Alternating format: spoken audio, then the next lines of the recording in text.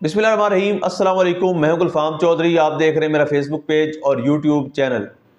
पाकिस्तान की सियासत में अहम तरीन डेवलपमेंट हो रही हैं और मुसलसल डेवलपमेंट्स मुतवक्के हैं। यकीनी तौर पर जो पाकिस्तान के हालात हैं वो यकसर बदलने जा रहे हैं और बड़ी बड़ी तब्दीलियाँ मुतवक्के हैं। इस हवाले से हमारे साथ मौजूद हैं सिद्दीक जान साहब। उनसे जानते हैं क्या डेवलपमेंट हुई हैं, पहले उनकी बात सुनते हैं फिर उस पर बात करते हैं। तहरीक लब्बैक के हवाले से बात करेंगे कि क्या चल रहा है, और ख़ास तौर पे मुफ्ती मुनीब साहब के हवाले से तहरीक लब्बैक के का क्या मौक़िफ़ है और ओवरऑल उनके हवाले से क्या चल रहा है जो वो मरीम नवाज़ साहबा के साथ बैठे हैं। देखें, एक तो इस वक्त अपडेट ये है कि तहरीक लब्बैक का जो सोशल मीडिया है वो पहले से 3 गुना ताकत के साथ वापस आ चुका है। जब ये सानिया मुरीद के हुआ तो उसके बाद एक हफ़्ते तक हमने देखा कि सोशल मीडिया पे तहरीक लब्बैक के अकाउंट्स उस तरह से मुनज़्ज़म नहीं थे और बहुत ज़्यादा उनके ऊपर क्रैकडाउन हो रहा था, बहुत ज़्यादा चारदीवारी का तकद्दुस पामाल हो रहा था और बहुत ही ज़्यादा सख्तियाँ थीं। ऐसा नहीं है कि अब सख्तियाँ नहीं हैं, लेकिन हमने पिछले कोई एक हफ़्ते से ये देखा है, बल्कि यानी 20-21 तारीख से वो रीऑर्गेनाइज़ होना शुरू हुए थे। लेकिन इस वक्त अगर आप देखते हैं तो तहरीक लब्बैक का सोशल मीडिया पहले से 3 गुना ताकत के साथ वापस आ चुका है। बल्कि मैंने जो चीज़ ऑब्ज़र्व की है कि जो उनके लोग जो पहले एक्टिव नहीं थे और पिछले 2-2.5 साल से उस तरह से एक्टिव नहीं थे, वो भी सोशल मीडिया पे बहुत एक्टिव हो चुके हैं। और इस वक्त आप टिकटॉक उठा के देखें, आप ट्विटर उठा के देख लें, आप फेसबुक उठा के देख लें, आपको बहुत बड़ी प्रेजेंस जो है वो तहरीक लब्बैक के लोगों की जो है वो नज़र आती है।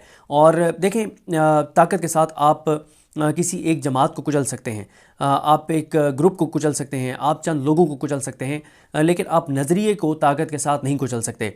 और इस वक्त जिस तरह से मैं आपको अर्ज़ कर रहा हूँ कि हाँ, एक इसलिए इस वक्त तहरीक लब्बैक के लिए एक बहुत बड़ा क्राइसिस है, और वो क्राइसिस ये है कि उनकी शुरा के जितने भी वो अरकान थे जिनका बड़ा इन्फ्लुएंस था, जिनका बड़ा असर था अपने कारकुनान के ऊपर, अपनी तंजीमों के ऊपर, इस वक्त वो तमाम जो है वो अरेस्टेड हैं, वो तमाम लोग गिरफ़्तार हैं, ये जबरी तौर पे मुश्तः कर दिए गए हैं।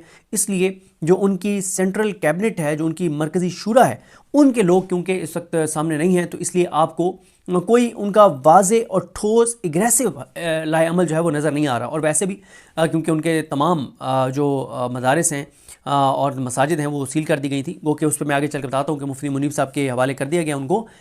लेकिन वो हो गया, फिर उनके लोगों के घरों के ऊपर चारदीवारी के तकद्दुस पामाल और बहुत कुछ हुआ, जिस वजह से उनके लोग उस तरह से एक्टिव, तंजीमी लोग एक्टिव नहीं हैं। अलबत्ता उनका सोशल मीडिया एक्टिव हो चुका है, ओवरसीज़ पाकिस्तानियों के अंदर एक उनको बड़ी सपोर्ट जो है वो मिल रही है। वैसे ज़ाहिर है हर पाकिस्तानी, चाहे उसका तल्लुक़ किसी भी मकतबा फ़िक्र से है, किसी भी उनका मतलब उसके लिए तो मुसलमान होना भी ज़रूरी नहीं है, आपका किसी भी मज़हब से तल्लुक़ हो, जो कुछ मुरीद के में हुआ है उसको कोई भी जस्टिफाई जो है वो नहीं कर सकता।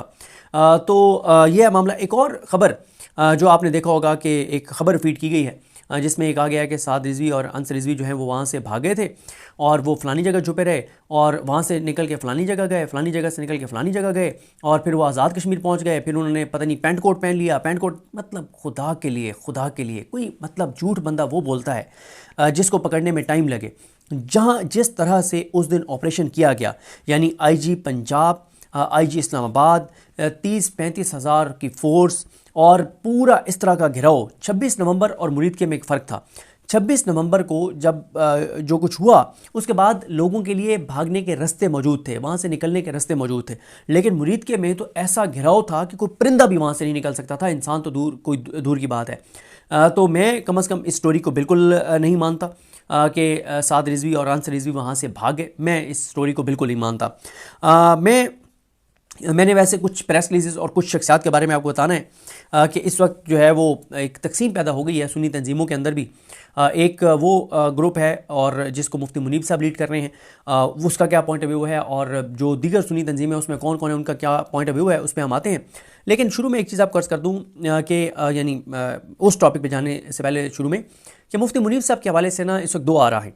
एक राय है तहरीक लब्बैक के सोशल मीडिया अकाउंट्स के ज़िम्मेदारान। एक तो क्योंकि अब तहरीक लब्बैक का मसला ही बना है कि उनके जो लोग सानिया मुरीद के ऊपर बहुत ज़्यादा सवालात उठा रहे हैं, बात कर रहे हैं, तो उनके अकाउंट्स जो हैं वो डिलीट हो रहे हैं बहुत ज़्यादा। और टिकटॉक के ऊपर पाकिस्तान ने पिछले शायद 5 साल में इतनी वीडियोस डिलीट नहीं करवाई होंगी जितनी 13 अक्टूबर से लेकर अब तक पाकिस्तान की हुकूमत ने टिकटॉक के ऊपर वीडियोस जो है वो डिलीट करवाई हैं सानिया मुरीद के हवाले से, जो सवाल लोग उठा रहे हैं, जो बात कर रहे हैं। अब मामला यह है कि मुफ्ती मुनीब साहब जो हैं वो आके मरीम नवाज़ साहबा के साथ बैठे। और ये भी आपको बताना ज़रूरी है कि अच्छा मैं पहले बता दूं कि मरीम नवाज़ साहबा ने कोई 5-6 पॉइंट्स बता दूं, फिर मैं आपको बताता हूं कि मुफ्ती मुनीब साहब पे तनकीद क्या हो रही है और तहरीक लब्बैक के जो सोशल मीडिया अकाउंट्स हैं उनका क्या उसके ऊपर कहना है। मरीम नवाज़ साहबा ने एक तो अपने आप को आशिक़ रसूल साबित किया, और इस पर मैं अर्ज़ कर चुका हूँ कि आशिक़ रसूल आपको ख़ुद को साबित नहीं करना पड़ता। जो आशिक़ रसूल होते हैं उनका पता होता है सबको कि आशिक़ रसूल हैं। कोई भी आशिक़ रसूल वो काम नहीं कर सकता जो मुरीद के में किया गया है। उसके बाद यानी हुकूमत की तरफ से जो किया गया उसकी बात कर रहा हूँ। उसके बाद उन्होंने तहरीक लब्बैक के ख़िलाफ़ जो कार्रवाई की गई उसको उन्होंने जस्टिफाई किया। देखें, तहरीक लब्बैक ने अगर कोई कानून के ख़िलाफ़ काम किया है तो बिल्कुल उनके ख़िलाफ़ कार्रवाई होनी चाहिए, लेकिन जिस तरह से मुरीद के में ताकत का बेदरेक इस्तेमाल किया गया है उसको कोई भी इंसान जस्टिफाई नहीं कर सकता। फिर उन्होंने तहरीक लब्बैक पर इल्ज़ाम लगाया कि उन्होंने इस मार्च के अंदर जो है वो पुलिस वालों को गोलियाँ मारी। एक पुलिस वाले की शहादत सामने आई, और उसमें भी तहरीक लब्बैक का मौक़िफ़ यह है कि उनको सिक्योरिटी फोर्सेस के लोगों की गोली लगी क्योंकि उनका वो सिविलियन ड्रेस में थे, और पुलिस का ये कहना है कि उनको जो है वो तहरीक लब्बैक की गोली लगी। लेकिन एक सवाल बहुत इंपॉर्टेंट है, मरीम नवाज़ साहबा ने कहा कि तहरीक लब्बैक के लोगों के पास और उनके मरकज़ से भी वो असला निकला है जो पाकिस्तान की रियासत के पास भी नहीं है। सवाल ये है कि अगर तहरीक लब्बैक के लोगों के पास असला होता, जैसे ये 26 नवंबर का कहते हैं कि तहरीक इंसाफ के लोगों के पास असला था, अगर तहरीक लब्बैक के लोगों के पास असला था, अगर 26 नवंबर को तहरीक इंसाफ के लोगों के पास असला था, तो हमारी कल रात एक शख्सियत से मुलाकात भी हुई। उन्होंने कहा, उन्होंने बड़ा अहम सवाल उठाया। उन्होंने कहा कि अगर उनके 20 लोगों के पास भी असला होता तहरीक लब्बैक के, और हर एक के पास जो असला था उसमें 10-10 गोलियां भी होती, तो इसका मतलब यह है कि उन्होंने 200 गोलियां तो चलाई होंगी ना। अल्लाह ना करे, अल्लाह ना करे, अल्लाह ना करे, अल्लाह ना करे किसी भी मुसलमान की जान जाए, चाहे वो किसी भी तरफ हो। तो उन्होंने कहा कि 200 गोलियों में चलाते, तो अल्लाह ना करे, अल्लाह ना करे, अगर ये बात सच होती तो 10, 12, 14 पुलिस वालों को तो गोली लग चुकी होती। लेकिन एक पुलिस वाले की सिर्फ शहादत हुई, वो भी नहीं होनी चाहिए थी, किसी इंसान की जान नहीं जानी चाहिए। और वो भी अभी तक क्लैरिटी नहीं है कि तहरीक लब्बैक की फायरिंग से हुए, मतलब उधर से तो यही जवाब है ना कि अगर उनके पास असला होता तो सिर्फ एक पुलिस वाले को खुदा न खास्ता गोली लगती। तो ऐसी कोई सबूत मौजूद नहीं है कि तहरीक लब्बैक के लोगों के पास कोई असला था। तो ये भी मरीम नवाज़ साहबा जो है वो मुकम्मल तौर पर झूठ बोल रही हैं। और अगर मरीम नवाज़ ने यह भी बड़े घमंड और गरूर और तकब्बुर से पूछा मुफ्ती मुनीब साहब के साथ बैठ के कि ये कहते हैं कि 600 लोगों को गोलियां लगी, कहाँ हैं वो 600 लाशें?